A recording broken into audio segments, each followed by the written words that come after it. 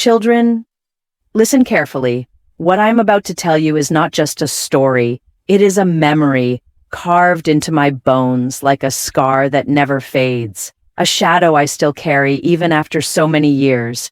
You may think of me as just an old woman with tired eyes and wrinkled hands, but once I was young, full of laughter and dreams, and it was in those days long ago that I met the thing that still follows me in my sleep. We had just moved into that house. Do you remember the one I told you about? The old house by the river, hidden at the edge of the forest where the fog always seemed to linger. It was not ours at first. It belonged to some distant relative who had died without leaving heirs. My father said we were lucky. A house free of cost with land stretching down to the riverbank. To him it was a gift, but to me, it always felt like a warning. The house was older than anyone could remember. The beams above the ceilings were blackened with age, and when the wind blew, the whole frame groaned like a weary giant. The walls smelled of damp earth, as though the forest itself had crept inside. Even the floorboards whispered under our steps, releasing sighs and murmurs, as if they had been waiting for someone to listen. At first, I loved the river. Oh, how it sang. Day and night, its endless song filled the air, sometimes cheerful, like laughter, sometimes slow and heavy, like a funeral hymn. I would sit by my window at night, watching the silver light of the moon dance on its restless surface. It felt alive. It felt like it was speaking. But soon, the song changed. It no longer comforted me. Instead, it began to whisper. Not words at first, only tones, low and strange, weaving through the rush of the current. But then, one evening, as the mist thickened along the banks, I thought I heard my name. Soft, so faint I might have imagined it. Yet, when I pressed my ear against the wooden shutters, I heard it again. Clearer. My name, drifting up from the water, as though the river itself had learned to speak. I told myself I was dreaming. Children imagine things, don't they? That's what I thought, but the river was only the beginning. The nights grew colder in that house, though it was the middle of summer. The wind found its way through cracks in the walls, slipping across my skin like icy fingers. And the shadows in that place were never still. In the corners of my room, they seemed to bend and sway, stretching longer than they should, sometimes crawling just a little closer when I wasn't looking directly at them. One night, I lay awake listening to the old beams creak. My parents were asleep, my brother snoring softly in the room across the hall. I was alone. Or at least, I thought I was. That was when I heard it. Knock, knock, knock, 3 times. Soft, deliberate. My heart froze. I pulled the blanket over my head and held my breath. The sound did not come again, and slowly, sleep claimed me. But the next night, it returned. And the next. Always 3 knocks. Always when the house had gone completely still.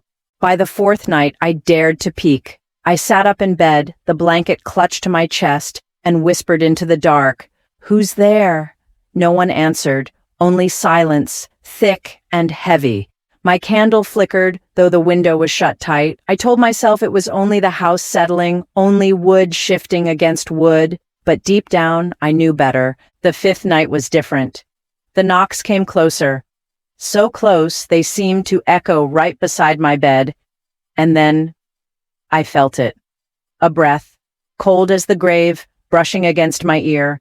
And a whisper, softer than the river's song, yet sharp enough to slice through my bones. It said my name. I wanted to scream, but the sound caught in my throat.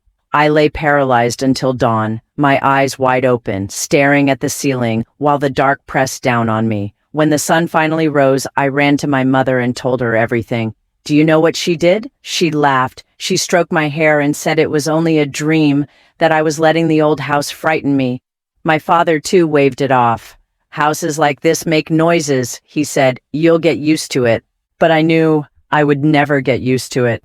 Days turned into weeks. The river grew louder, wilder, as though it wanted to drown out the world. And I began to notice something else. Shapes. At first, just glimpses in the fog, figures standing still on the opposite bank, silent and unmoving. I thought they were travelers, perhaps fishermen, until I realized they never moved closer. Nor farther. They only watched.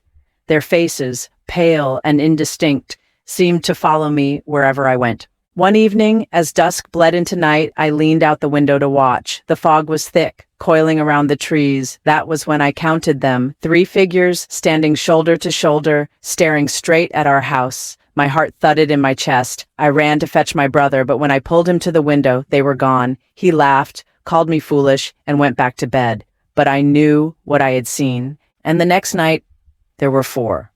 The nights after that became unbearable. The knocking never ceased. The whispers grew bolder. Sometimes I would hear faint footsteps on the stairs, slow and heavy, even though I knew my parents were fast asleep. Other times, the door to my room would creak open by itself, only an inch or two, but just enough for me to see the dark hallway beyond, waiting, watching. One night, I gathered my courage.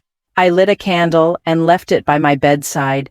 "If you are real," I whispered into the silence, "then show yourself." The flame trembled. The shadows along the walls seemed to ripple like water.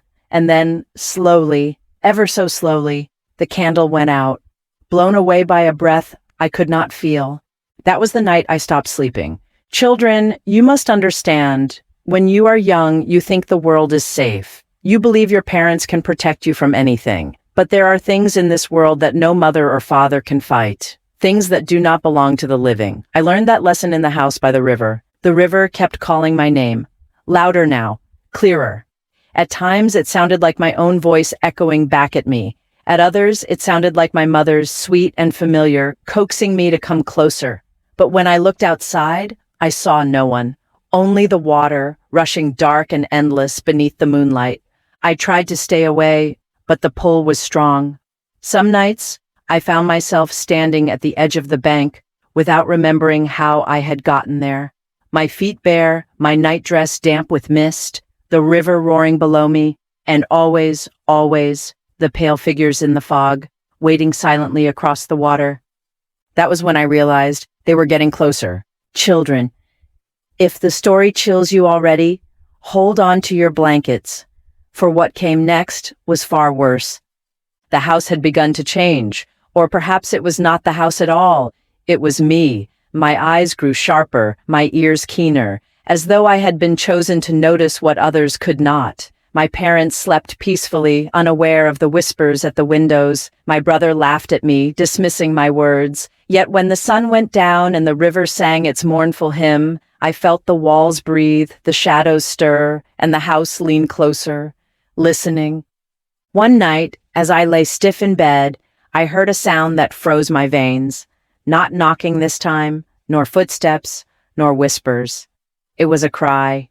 A child's cry, faint and broken, drifting through the floorboards as though rising from the ground beneath the house. I sat up, clutching my pillow, straining to listen. Help. The voice was fragile, desperate. My skin crawled. I ran to my parents' room, shook my mother awake. She blinked, annoyed. "It is the wind," she muttered, turning back to sleep. But I knew it was no wind. Children's cries do not echo with such sorrow. I pressed my ear to the floorboards that night, and what I heard will never leave me. A chorus of small voices, layered one over another, sobbing, pleading, whispering. So many voices that I could not count. "Let us out. We are cold. It's so dark down here." I bit my lip until it bled, afraid that if I answered, they would hear me and come. The river was not kind to me after that. Its song grew thunderous, so loud that I could barely think. And every time I looked toward the bank, the figures in the mist stood closer. Do you remember I told you there were 4? The next night, there were 6. Pale silhouettes, unmoving, their faces blurred as though the fog itself clung to them. Their heads tilted in unison whenever I peered out, as though they knew I was watching. On the 7th night, they crossed the river. I saw them from my window. 6 pale forms gliding silently over the water as though the current could not touch them. Their reflections never appeared on the river's surface. My heart stopped, my breath caught in my throat. I stumbled back, yet my legs felt weak, useless. By the time I dared to look again, they were gone. Or so I thought. The next morning, I awoke with mud on my feet. Damp soil streaked across my nightdress, my hair tangled with leaves. I had no memory of leaving my bed, yet the river's song echoed in my mind like a lullaby. My mother scolded me, said I must have wandered in my sleep. But how could I explain the way the figures' pale faces haunted my dreams, pulling me forward with invisible hands? That evening I begged my father to let us leave the house. He frowned, called me fanciful, told me fear was unbecoming. I could see the anger in his eyes, but also something else, something like denial, as though he knew, deep down, that the house was wrong, but would never admit it. Pride kept him chained, while terror kept me awake. I was not the only one who suffered. My brother, who had once laughed at me, began to change. He grew pale, restless, his laughter turning brittle. He would wake in the night, screaming at shadows I could not see. One morning, he sat silent at breakfast, staring at nothing, his lips moving wordlessly. When I asked what he was saying, he whispered, "They want us." I began to write everything down in a small journal, every whisper, every figure, every strange dream. I still remember the entry from that night. The knocking returned, but this time it came from inside the walls. Children, have you ever heard knocking not on a door, not on wood, but inside the very bones of the house? The walls throbbed with it, hollow and deep, as though something clawed and hammered from within, desperate to break free. I pressed my hand against the plaster. It was cold, pulsing faintly beneath my skin, and then, just for a moment, I felt it. Fingers, thin, bony fingers brushing against mine from the other side. I screamed. My parents came rushing in, my father furious, my mother frightened. They scolded me for frightening them, but as they left, I saw it, the way my mother's hand trembled as she shut the door. They were afraid too, though they would never say it aloud. The days blurred. I avoided the river, yet it followed me everywhere. Its whispers seeped into the walls, into my dreams, into my very bones. And the figures, they no longer waited outside. One afternoon, I saw one in the hallway. It was standing at the far end, pale and faceless, its head tilted as though curious. I froze, too terrified to blink. For a long moment, it did not move. Then, slowly, it began to glide forward. Not walk, glide. Its feet did not touch the ground. I bolted into my room, slammed the door, and pressed my back against it. My heart hammered so hard I thought it might burst. Silence followed, thick and suffocating. Hours passed before I found the courage to look again. The hallway was empty, but muddy footprints stained the floor, leading right up to my door and stopping there. That night, my brother disappeared. I woke to the sound of footsteps outside my room. I thought it was the figure again, but when I opened the door, I found my brother's bed empty, the window wide open, the river roaring louder than ever. I ran to the bank, calling his name, my voice breaking with panic. The fog swallowed my cries, and there, across the water, I saw him, standing among the pale figures, his eyes blank, his skin as white as theirs. I screamed for him to come back, but he only tilted his head, just as they did, in perfect unison. And then they vanished into the mist, leaving me shaking, my heart shattered. The next morning, my parents searched for him everywhere. They found no trace. My father grew silent, grim, lines of fear etched into his face. My mother wept until her voice broke. They told the neighbors he must have drowned, though no body was ever found. But I knew the truth. The river had taken him. Children, listen to me now. The river does not simply flow with water. It flows with souls. It hungers. It whispers. And once it calls your name, you are never free.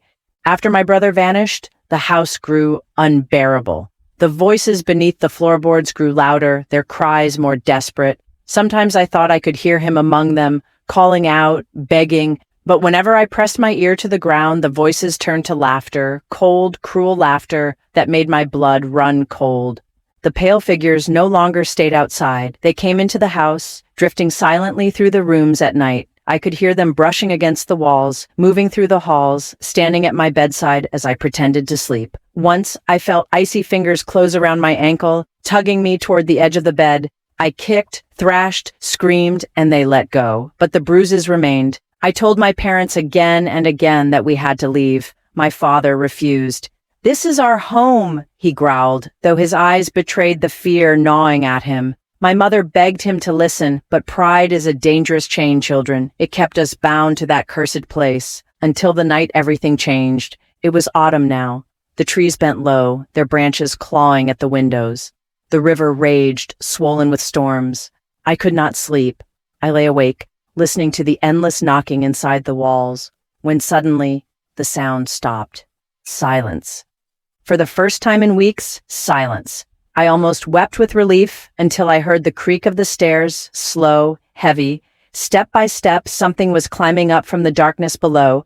The door to my room shivered on its hinges. My candle blew out, and in the pitch black, I heard the voices, dozens of them, whispering, chanting, laughing. Then the door burst open, and what stood there was not human. The morning after the storm was gray and still, as though the world itself held its breath. The river had calmed, but the ground around the house was wet, heavy with mud, and the air smelled of earth and rot. My parents moved about stiffly, weary from the restless night, though they still carried on with the chores of life, pretending all was well. I, however, could not pretend. The memory of the shadowed face at my window still lived behind my eyes. Every blink replayed it, pale, watching, waiting. I tried to lose myself in simple things, fetching water, sweeping the porch, staring at the slow flow of the river, but none of it worked. The sense of being watched had settled into me like a second skin. That afternoon, curiosity pushed me into places I had not yet dared to explore. The attic. The stairs creaked as I climbed, dust rising around me in pale motes. The air grew colder with each step, as though I was leaving the warmth of the world behind. At the top, the door resisted when I pushed, groaning like a living thing. Inside, the attic smelled of mold and something older, something metallic, like rust or blood. Boxes sat in crooked piles, their lids warped. An old trunk crouched against the far wall, covered with a blanket of dust so thick it looked like gray fur. I should have turned back, but the whisper inside me, that same whisper I had heard on those strange nights, urged me forward. The trunk groaned as I opened it. Inside were yellowed papers, bound with twine, their ink faded, and beneath them, carefully wrapped in cloth, was a small wooden carving of a man. His eyes were nothing but hollow gouges, his mouth twisted into a grin. The moment I touched it, the attic seemed to sigh. The air shifted, and I felt the weight of someone behind me. I spun, but the attic was empty. Still, the feeling of eyes lingered. I shoved the carving back into the trunk, slammed the lid, and stumbled down the stairs, heart hammering. But it was too late. Something had followed me down. That night, the river no longer sang. It growled. Its voice was deep, guttural, as though it was speaking in a language I almost understood. When the wind carried it just right, I swore it whispered my name. Sleep was impossible. My room, once mine, felt like a cage. The shadows clung to the corners, twisting and writhing, as if alive. I sat upright, blanket clutched to my chest when I heard it again. Knock, knock, knock. This time, it came from the wall itself. I pressed my ear against the wooden boards. My blood ran cold. From the other side, faint but clear, came the sound of breathing. Not the house, not the wind, breathing. The next morning, I tried to act normal, tried to eat, to play, to smile at my parents. But when evening fell and fog rose from the river, all pretense shattered. From my window, I saw them again. The figures, they no longer stood at the far bank. Number, they had crossed. Their pale forms moved closer through the mist, their feet never touching the ground. One by one, they gathered at the edge of our yard, standing silently in the fog, like mourners at a grave. I called for my father, but when he looked out, they were gone. He frowned, told me my imagination was too wild, and sent me to bed. The next day, as I fetched water from the river, I saw something that froze me where I stood. A child. She was standing knee-deep in the water, her white dress clinging to her thin body. Her hair hung dark and dripping over her face. She was turned away, staring at the current as though searching for something beneath it. "Hello?" I whispered, though my voice trembled. Slowly, so slowly, she turned. Her face was pale, her lips blue, her eyes, oh God, her eyes were hollow, empty sockets filled with darkness. She lifted her arm, dripping water, and pointed at the house. Before I could scream, she vanished beneath the water without a sound. I dropped the bucket and ran, tripping and stumbling all the way back. My parents scolded me for losing the bucket, but I couldn't explain. How could I? They wouldn't believe me. But I knew now. The river was not just water, it was a grave. That night, against every instinct, I went back to the attic. The whisper would not leave me. It clawed at the inside of my skull, urging me upward, upward until I once again stood before the trunk. My hand shook as I opened it. The carving was still there, grinning up at me. Beside it, I noticed something I had missed before, a small leather book, its pages cracked and brittle. I opened it. The words were handwritten, jagged, and uneven. The river takes, the river gives, blood binds it, the house keeps it. Those who come cannot leave, for the river marks them. The children here first, always the children. The words blurred as I read, but I forced myself on. They stand in the fog, the lost ones, watchers waiting to be called. Do not answer, never answer, for once you speak, you are theirs. The page ended in a frantic scrawl of ink, as though the writer had been dragged away mid-sentence. My hands trembled as I closed the book. The whisper in the attic was no longer faint. It filled the air now, wrapping around me like smoke, and this time it did not call my name. It laughed. The following night the knocking returned. Louder, stronger, always 3 times, knock, knock, knock. But this time, it wasn't at my wall or window. It was at a door that shouldn't exist. I woke to find a small, narrow door in the corner of my room, one that hadn't been there before. Its wood was darker than the rest of the walls, slick as though damp. The knocks came from the other side. I clutched my blanket and screamed for my parents. When they rushed in, the door was gone. The wall was solid. They told me I was dreaming, but I could still hear it. The knocks, soft, patient, waiting. That night I dreamt of the child in the river. She stood in the fog, staring at me with her hollow eyes. Around her were dozens more, men, women, children, all pale, all silent, all watching. She opened her mouth and water poured out. Then she spoke. "Come with us." I woke screaming. My pillow was wet, as though the river itself had seeped into my room. The days blurred after that. I could no longer tell if I was awake or dreaming. Shadows followed me everywhere. The river called constantly, its voice growing clearer with each passing night. One evening, as I sat with my family at dinner, I heard the whisper, not in my ear this time, from the walls. The beams groaned, the boards creaked, and within them voices murmured, hundreds of voices, overlapping, rising and falling like the river. I dropped my spoon, staring at the walls, but my parents noticed nothing. They laughed, they talked, they ate as though everything was normal. I realized then the house did not want them, it wanted me. The climax came on a night thick with fog. I awoke to the glow of lanterns outside my window. The figures had returned, closer than ever, their pale faces lit from below by the sickly yellow light. The child was among them, pointing once again at the house, and then in one voice they spoke, "Come out." The whisper in the house grew louder, swirling, urging me toward the door. I stood frozen, torn between terror and some strange compulsion. My feet moved on their own, carrying me toward the front door. My hand reached for the latch. Behind me, in the darkness of the house, something laughed, and the river roared. The night of the lanterns was unlike any I had ever known. The fog pressed against the windows as though it were alive, thick fingers of mist curling and sliding across the glass. The figures outside did not move, yet their presence weighed down the air inside the house. My lungs struggled, every breath shallow and cold. The laughter in the walls had not stopped. It followed me, circling me like wolves in the dark. At times it was low and guttural, at others sharp and high, almost like the giggle of a child. My parents, asleep in their rooms, seemed untouched by it. I wondered if they were under a spell, deaf to the voices that surrounded me. My hand hovered over the latch of the door. A part of me screamed to stop, to run back upstairs, to hide beneath my blanket. But another part, the part the river had marked, ached to open it, to step outside, to join the lantern-lit congregation waiting in the fog. And then, just as my fingers brushed the metal, something shifted. The whisper in my ear returned. Not words, not yet. Just a breath, cold and damp, sliding across my skin. I froze. My hand trembled on the latch. And then it spoke. "Open it." The voice was not my own. It was not my mother's, nor my father's, nor any voice I had ever known. It was ancient, heavy, rooted in the river itself. I yanked my hand back as if burned. My heart slammed in my chest. The figures outside did not react, did not blink, did not stir. They were still waiting.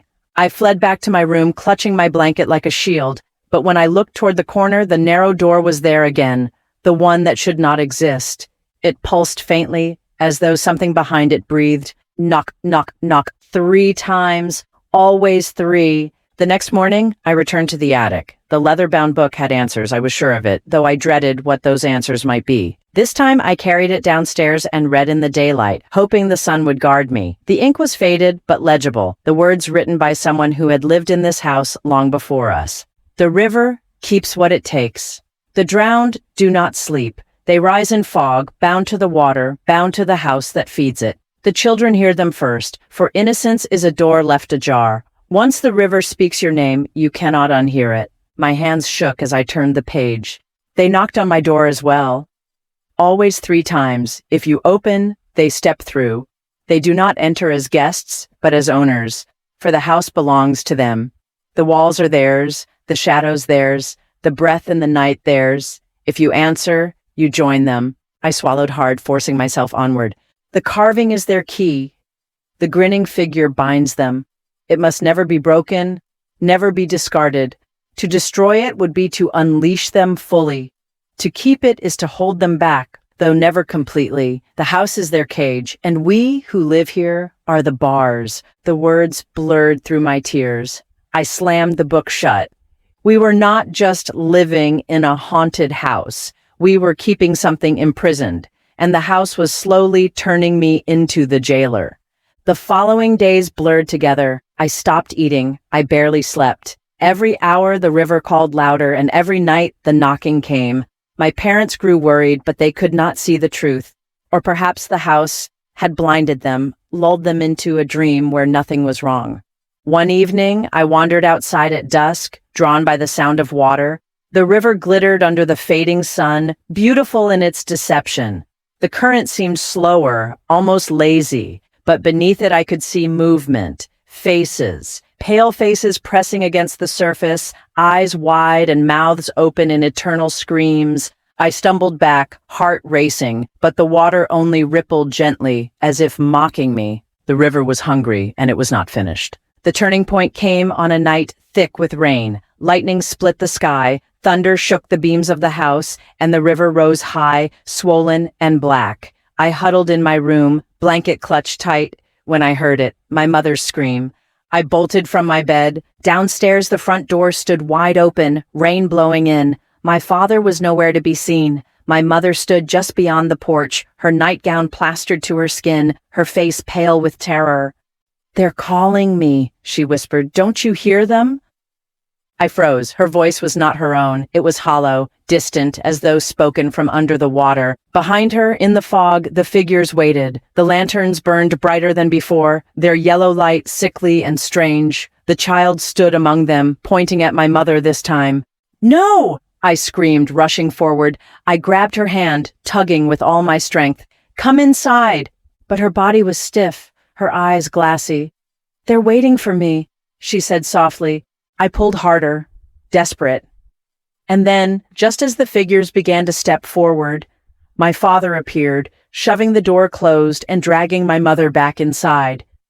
We bolted it shut, but the knocking began immediately. Knock, knock, knock, not just on my wall this time, everywhere, on the windows, the doors, the very beams of the house. The sound shook the floorboards, rattled the glass, pulsed in the marrow of my bones. We huddled together in the dark, my father clutching a lantern, my mother sobbing quietly, and then the whisper came, "Let us in." It came from every direction at once, hundreds of voices layered over one another. My parents looked at me, their eyes wide. For the first time they heard it too. The truth could no longer be denied. After that night, the house changed. It was no longer a home, it was alive. The walls pulsed faintly, as though they carried blood. The air grew thick and damp, every breath heavy. Shadows stretched where they should not, twisting like vines. At night, the house creaked, not like old wood, but like ribs expanding with breath. And always, the knocking. 3 times, always 3. My parents grew silent, withdrawn. They spoke little, ate less. My mother sat for hours staring at the river, her lips moving as if in silent conversation. My father paced the halls at night, muttering prayers under his breath. I clung to the leather book, reading it again and again, searching for answers. But the words always ended in madness. The previous occupants had not survived. Why would we? And yet, I was not ready to surrender. One night, I dreamed again of the child. She stood in the fog, closer than before, her hollow eyes locked on mine. Behind her, the figures swayed, as though the fog itself moved them like puppets. "Why do you resist?" she asked, her voice echoing like water in a well. "Because you're not alive," I whispered, her lips twisted into something like a smile. "Neither are you." Not for long. The fog closed in around me. The figures reached out, pale hands grasping, and just as they touched me, I woke. The door in my room stood open. I should have run. I should have screamed for my father. But the whisper pulled me forward, down the narrow stairs to the basement I had never dared to enter. The air grew colder with each step, damp and heavy. The lantern flame flickered as though struggling to breathe. At the bottom, the basement opened into darkness. The stone walls dripped with moisture. And in the center stood something I had never seen before. A well. The stones around it were black with moss. The air above it shimmered faintly, as though heat rose from its depths. But when I leaned closer, I realized it was not heat. It was breath. From the well came the knocking, knock, knock, knock, and then a whisper. "Open it." The well breathed. I could hear it, a slow, steady exhale, damp and cold, as if the river itself lived beneath the stones. My lantern's flame wavered and bent toward the mouth of the well, pulled by some unseen force. My knees trembled, but my feet betrayed me, carrying me closer. The leather-bound book pressed heavy in my arms, the words I had read burning in my mind. The house is their cage, and we are the bars. Was this what they had meant? That beneath the house lay the heart of it all. The lock, the door, the prison. I leaned over. At first there was only darkness. Then faces, dozens, hundreds, pale and bloated, eyes wide, mouths frozen in silent screams. They floated just beneath the surface, shifting slowly, as though caught in a current that never ended. And then one face rose higher than the rest, the child, her hollow eyes locked onto mine. Her lips parted, and though no sound should have carried up from that depth, I heard her whisper, "Let us in." The well shuddered, the stone rim vibrated beneath my hands, and then, knock, knock, knock. The sound exploded from the well, shaking the basement walls, rattling the shelves, sending dust raining down from the beams. I stumbled back, clutching the book to my chest. My heart thundered, my breath sharp and ragged. Behind me, I heard footsteps, slow, heavy. "Father?" I whispered, but the figure that stepped into the lantern's glow was not my father. It was a man, or what was left of one. His skin was gray and waterlogged, his eyes pale and clouded, his clothes hung in tatters, dripping with river water that pooled on the stone floor. He raised a trembling hand, pointing at me. "You opened it!" he croaked. I screamed. I fled up the stairs, slamming the basement door behind me. My lungs burned as I gasped for breath, but the house was no longer mine. The walls moaned, splitting faintly to reveal black cracks like veins. The floorboards buckled beneath my feet, groaning as if they too wanted to open. The shadows stretched taller, sharper, reaching for me with claw-like fingers. And over it all, the knocking. Not 3 times anymore, endless, a furious pounding from every wall, every door, every window. Knock, knock, knock, knock, knock. The sound grew deafening. My mother shrieked from the sitting room. My father bellowed my name, but even their voices were swallowed by the cacophony of knocks and whispers. And then, silence. So complete it rang in my ears. I stood frozen, chest heaving, sweat pouring down my face. The house held its breath. And then, in that silence, a single sound. The door in my room creaking open. I ran, my feet carrying me up the stairs 2 at a time. My bedroom door yawned wide, though I knew I had left it shut. And there, in the corner, the forbidden door, the one that should not exist, now stood wide open, shadows spilling through it like smoke. The cold hit me first, sharp and merciless. The air smelled of the river, of rot and mud and damp reeds. And beyond the threshold, I saw it, not another room, but the riverbank itself, shrouded in fog. The figures waited there, rows upon rows of them, their pale faces glowing faintly in the lantern light. The child stood at the front, smiling now, her teeth small and sharp. "Come," she whispered, and behind me my parents screamed my name, but the sound was distant, muffled, as though separated by miles of water. I clutched the leather book, the only anchor I had left. My mind screamed at me to close the door, to run, to end this. But my body took a step forward. The fog curled around my ankles. The knocking began again, softer now, more patient. Knock, knock, knock. The figures swayed, waiting. The child tilted her head. "It's your turn." I raised the book, trembling. If the carving was their key, then perhaps the book, or what it contained, was the lock. Maybe I could end this. My fingers tore through the pages until I found it. A crude drawing of the grinning figure, the one etched into the wooden toy. Beneath it, the final words of the journal's author: "To break it is to free them. To guard it is to suffer. Choose." The book slipped from my hands, falling open on the floor. The child extended her hand toward me. "Choose," she echoed.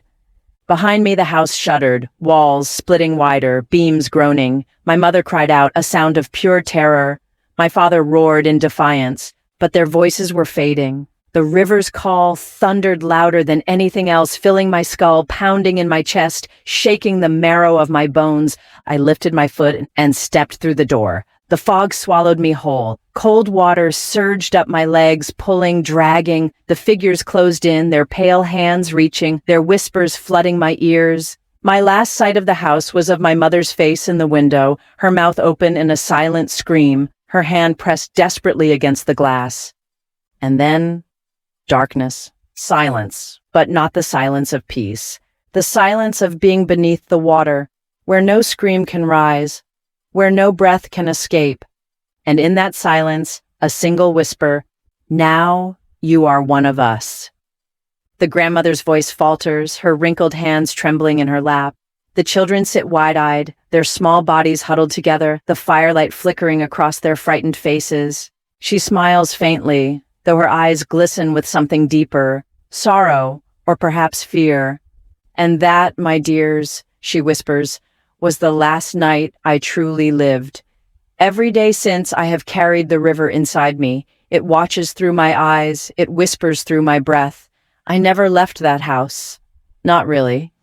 She leans closer, her voice dropping to a rasp. "And sometimes, when the night is quiet and the wind carries the scent of water, I still hear it." Her frail hand lifts, and with one bent finger, she taps the wooden table 3 times.